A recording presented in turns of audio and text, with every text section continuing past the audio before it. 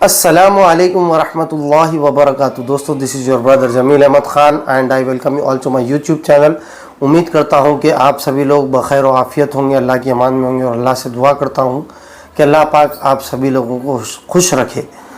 दोस्तों, थंबनेल में आप देखे होंगे, ये वीडियो बनाने का मकसद पिछले कुछ दिन पहले एक कमेंट आया था एक भाई का, जिसमें वो बता रहे थे कि जमील भाई, आप जो डिविडेंड कौन सी कंपनी देने वाली है उसको कैसा फाइंड आउट करना और उसके क्या क्या शरायत है वो एक बार बताओ।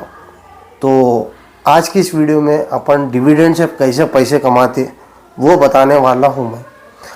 तो वीडियो को शुरू करने से पहले मैं एक डिस्क्लेमर आपको दे दूँ कि जो भी स्टॉक्स मैं यहाँ पर लूँगा, जिसका भी नाम लूँगा, वो मेरी तरफ से बिल्कुल भी रिकमेंडेशन नहीं है। इन्वेस्टमेंट आप अपने ख़ुद के रिस्क पर और अपने फाइनेंशियल एडवाइज़र के जो सलाह है उसके ऊपर आप अपना रिस्क मैनेज करते हुए इन्वेस्टमेंट करिए। दूसरी चीज़ मेरी आप सभी लोगों से गुजारिश है कि ये जो कंटेंट है जो मैं आपको दे रहा हूँ वो पेड वाला है और मैं आपको फ्री में दे रहा हूँ। और कईयों यूट्यूबर्स, हलाल ट्रेडर्स ऐसे हैं जो ये कंटेंट को पैसे लेके आपको दे रहे। तो मेरी आप सभी लोगों से गुजारिश है कि इस कंटेंट को ज़्यादा से ज़्यादा शेयर करें ताकि उन मुस्तहिक़ीन तक विदाउट एनी मनी वो लोग देखें और इससे फ़ायदा उठाएं। तो without wasting any time let us begin our video. तो दोस्तों, ये जानने से पहले कि कौन सी कंपनीज डिविडेंड देने वाली है, हमको सबसे पहले ये समझना होगा डिविडेंड बोलते किसको। अपनी ये थर्मैक्स वाली जो प्रॉफिट हुआ था उसमें मैंने बताया, लेकिन फिर से मैं आपको समझाने की कोशिश करूँगा और अच्छे से कि डिविडेंड उस पेमेंट को बोलते हैं जो कंपनी अपने शेयर होल्डर को मुनाफे में से देती। ठीक है, कुछ कंपनीज क्वार्टरली बेसिस पे देती, यानी कि 3 महीने के बेसिस पे। कुछ कंपनीज हाफ ईयरली बेसिस पे देती और कुछ कंपनीज सालाना बेसिस पे देती। ठीक है, तो ये जो पे आउट होता वो उसको बोलते हैं डिविडेंड। यानी कि जब भी कंपनी अपना कारोबार करती है और उससे जो मुनाफा होता, तो कंपनी के पास 2 तरीक़े होते हैं जिसकी वजह से कंपनी अपने शेयर होल्डर्स को फ़ायदा पहुंचाने को देखती। क्यों फ़ायदा पहुंचाती भाई? क्योंकि शेयर होल्डर अपने खून पसीने की कमाई उस कंपनी में लगा रहा, तो ये कंपनी का फ़र्ज़ बनता है कि कंपनी भी उसको इसके इवज़ फ़ायदा पहुँचाए। तो पहला तरीक़ा है वो डिविडेंड का। तो कंपनी हर 3 महीने को या हर 6 महीने को, कुछ कंपनी 6 महीने, कुछ कंपनी 3 महीने, कुछ कंपनी 1 साल के टाइम पीरियड में अपने शेयर होल्डर्स को डिविडेंड देती। यानी कि पर शेयर कुछ रुपए तय करती, 10 रुपये, 15 रुपये, 20 रुपये, ऐसा। और कुछ कंपनी डिविडेंड नहीं देते, बल्कि जो मुनाफा आता उस मुनाफे को फिर से बिज़नेस में लगाते। बिज़नेस में लगाने की वजह से और सेल्स ग्रोथ बढ़ाने की कोशिश करते। सेल्स ग्रोथ बढ़ा तो प्रॉफिट बढ़ता, प्रॉफिट बढ़ा तो कंपनी की वैल्यू बढ़ती, कंपनी की वैल्यू बढ़ी तो शेयर का प्राइस ऑटोमेटिकली बढ़ता। शेयर का प्राइस ऑटोमेटिकली बढ़ा तो शेयर होल्डर को ऑटोमेटिकली फ़ायदा होता। तो ये 2 तरीक़े हैं जिसकी वजह से कंपनी अपने शेयर होल्डर्स को फ़ायदा पहुंचाती है। तो हम इस वीडियो में क्या सीखने वाले हैं कि कौन से वो कंपनी से जो अब हाल फिलहाल डिविडेंड देने वाले हैं, जिसमें अपन घुसना और वो डिविडेंड को हासिल करने की कोशिश करना अपन। ठीक है, वो और उसमें कुछ शरायत होते हैं, वो भी मैं आपको स्क्रीन पे जाके पहले तो ये सिखाऊंगा कि स्क्रीन पे कहाँ पर वो चीज़ मिलती, आपको वो सिखाऊंगा। दूसरी चीज़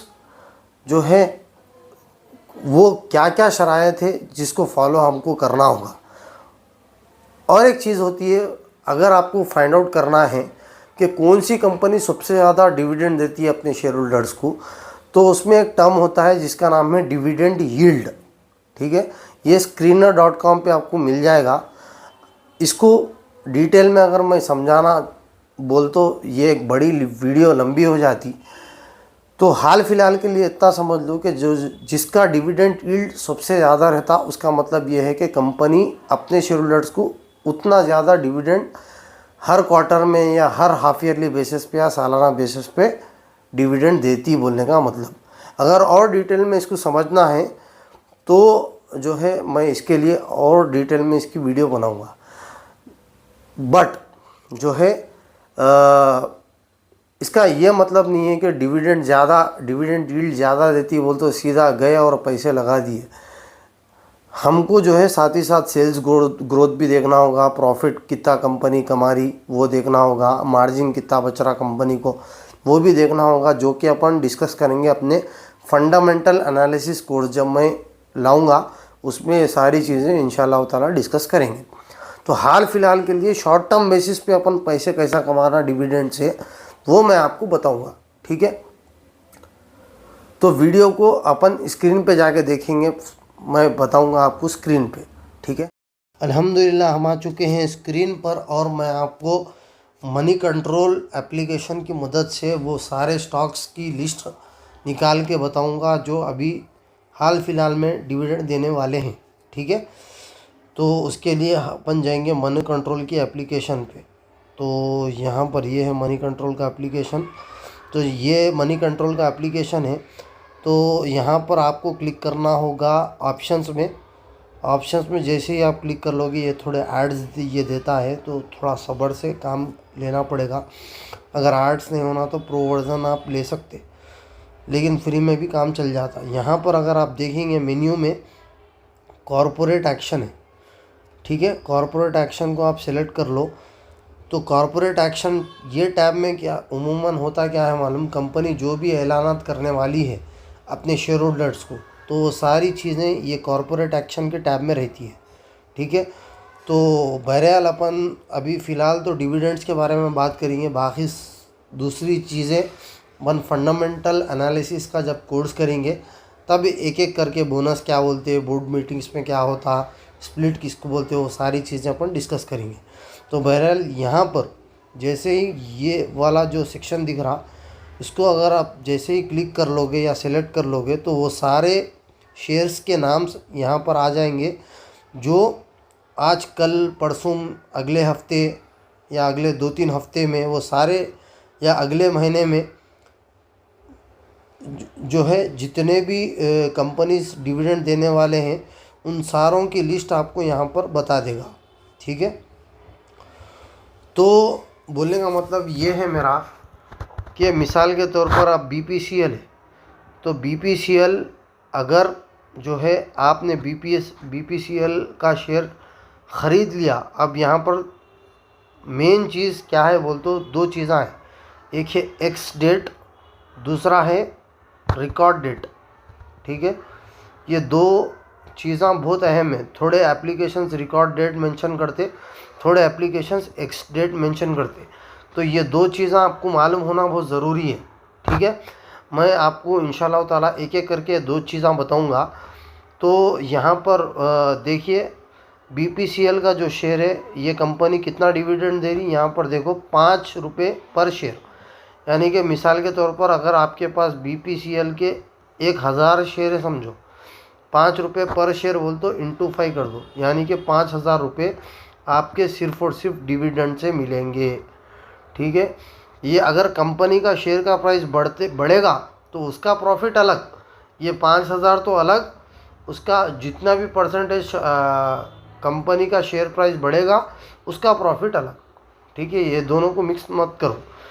अब आते हैं अपन यहाँ पर, अब ये मिसाल के तौर पर ये कंपनी ले लो।